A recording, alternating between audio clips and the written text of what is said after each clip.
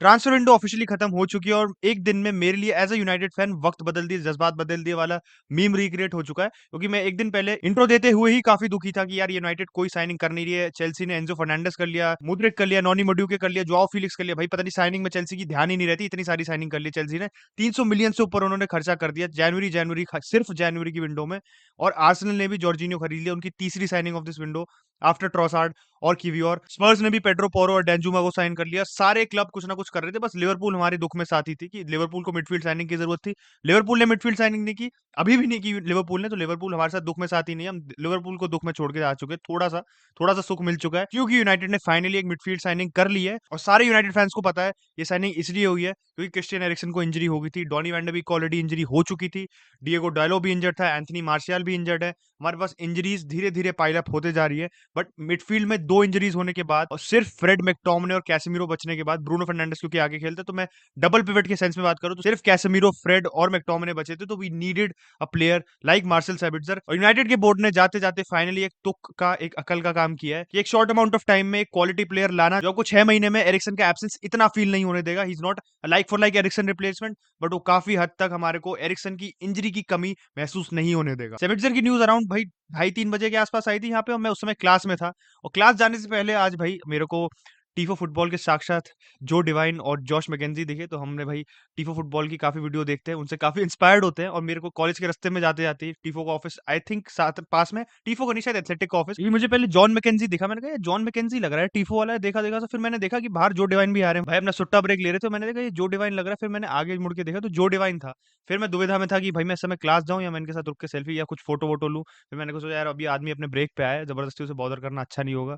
तो मैं आगे बढ़ता गया, बट मैंने जो डिवाइन और जॉन मैकेंजी को आज देख लिया। उनका नया नया स्टूडियो में भी शिफ्ट हुआ है, तो थोड़ा बहुत मुझे अंदाजा लग गया कि उनकी लोकेशन कहाँ पर है। और अगली बार मैं एक स्टिंग रिपोर्टर की तरह जाके उनको पूरी तहकीकात करूंगा। अपन से कोई अगर कुछ भी किसी भी तरीके से कुछ भी उनको हमें वीडियो में या कहीं फोटो में फीचर कर सकता हूँ तो पूरी मेहनत पूरी कोशिश करूंगा, क्योंकि मुझे अंदाजा लग गया वो कहाँ पे है और बहुत पास में मेरे कॉलेज के। तो मैं इस चीज से खुश हूँ।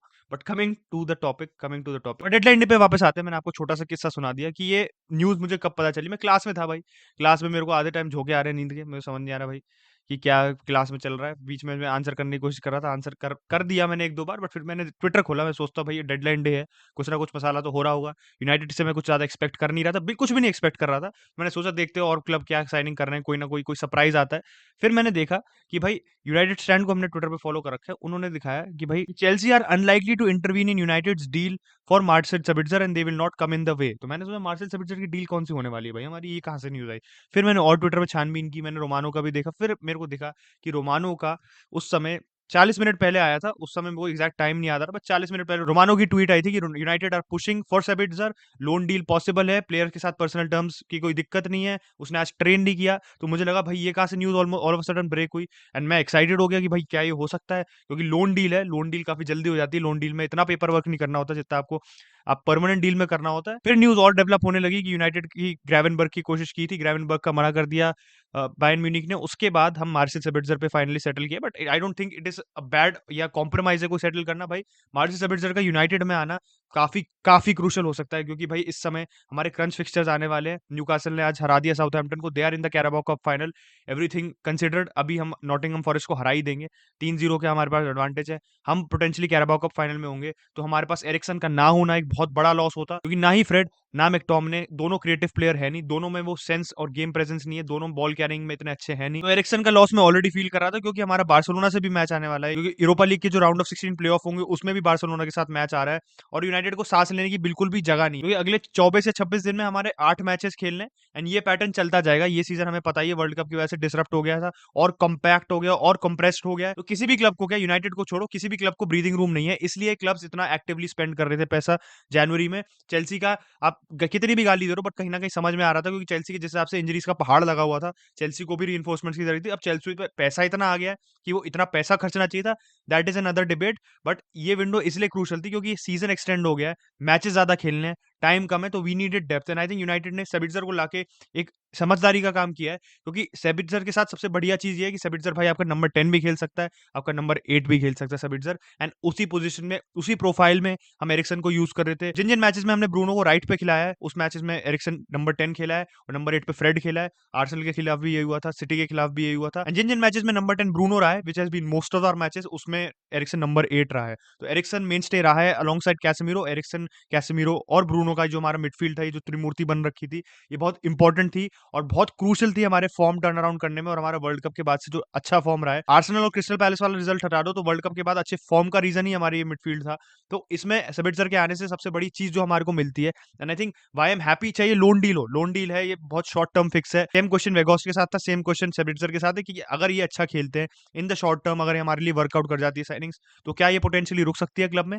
मेरे हिसाब से मैंने वेगोस के लिए भी ये कहा था, मैं सेबित्जर के लिए भी यही कहूंगा कि अगर ये साइनिंग चल जाती है, तो मुझे लगता है कि we can definitely get both of these players on a permanent, क्योंकि सेबित्जर बायर्न के लिए 15 मैचेस में खेला इस सीजन बुंडेसलीगा में, तो ऐसा नहीं वो फीचर नहीं कर रहा था, बिल्कुल फीचर किया है उसने, और इसलिए मैं सरप्राइज हूँ कि भाई ग्रेवेनबर्ग बिल्कुल फीचर नहीं कर रहा था, बेयरली प्लेड एनी मिनट्स, तो ग्रेवेनबर्ग को बेचने से वो रिलक्टेंट थे, बट सेबित्जर के साथ देवर ओके। स्पेशली एक और फैक्टर ये है कि नागल्समैन के अंडर सबसे जो बढ़िया फॉर्म उभर के आया था लाइप्जिग में, सेबित्जर का नागल्समैन के अंदर ही आया था, और नागल्समैन जब बायर्न आया तो साथ साथ अपने सेबित्जर को लेके आया था, तो लग रहा था कि सेबित्जर काफी important piece of the puzzle है बायर्न के लिए। इतना अच्छा नहीं कहा, I would say he has replicated that form जो उसने लाइप्जिग में शो किया था, उसने वो फॉर्म रिक्रिएट नहीं किया है बायर्न में, but he is a very important player nonetheless, और बायर्न के लिए वो काफी इंपॉर्टेंट प्लेयर रहा है, क्योंकि नागल्समैन का जो शेप है और स्ट्रक्चर है, एंड दिस इज आप कह सकते हो ironically a very Rangnick type signing, क्योंकि ये नागल्समैन भी रैग्निक का डिसाइपल है और नागल्समैन भी रैग्निक जैसी फुटबॉल खिलाता है, and he is a perfect Rangnick player. उसकी प्रेसिंग उसकी स्टैंड आउट कैरेक्टरिस्टिक है, और वो उसकी पूरे टाइम लाइप्जिग में भी थी और इस समय, और वो बायर्न में भी है, क्योंकि वो भाई नंबर 10 भी खेल सकता है, नंबर 8 भी खेल सकता है, नंबर 10 में भी फ्रंट लाइन प्रेस में ही is a very important player for Bayern.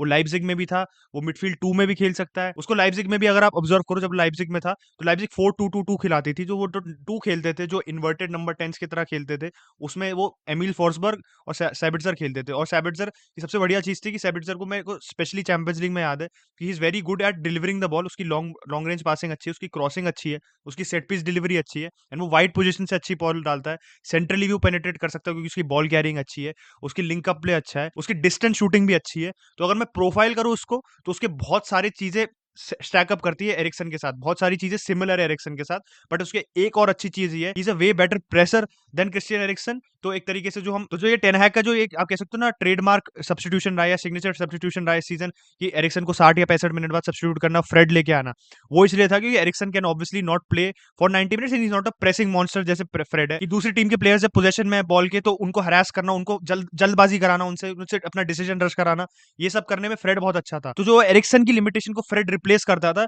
वो लिमिटेशन को एक ही प्लेयर एड्रेस कर रहा है, क्योंकि प्रेसिंग के मामले में Sabitzer is way better than Eriksen. मैं प्लेयर की बात नहीं कर रहा हूं, मैं एज अ प्रेसर बात कर रहा हूं, फ्रंट लाइन प्रेस में ही इज वे बेटर। उसकी गोल थ्रेट भी कंपैरेटिवली ज्यादा है एरिक्सन से, अगर आप उसके लास्ट कुछ सीजन के गोल थ्रेट देखो, विंग से भी वो ऑपरेट कर सकता है ड्रिफ्टिंग इन, तो जैसे ब्रूनो राइट से कभी कभार सेंट्रली आता है, तो he is also capable of doing that, तो ब्रूनो को भी रिप्लेस करता है as and when needed. But इस समय क्योंकि एरिक्सन मे तक बाहर है, तो मेजोरिटी ऑफ द टाइम जो उसकी स्टार्टिंग पोजीशन होगी, या जब वो बेंच से आएगा, that will be beside Casemiro. Casemiro की बिसाइड खेलेगा।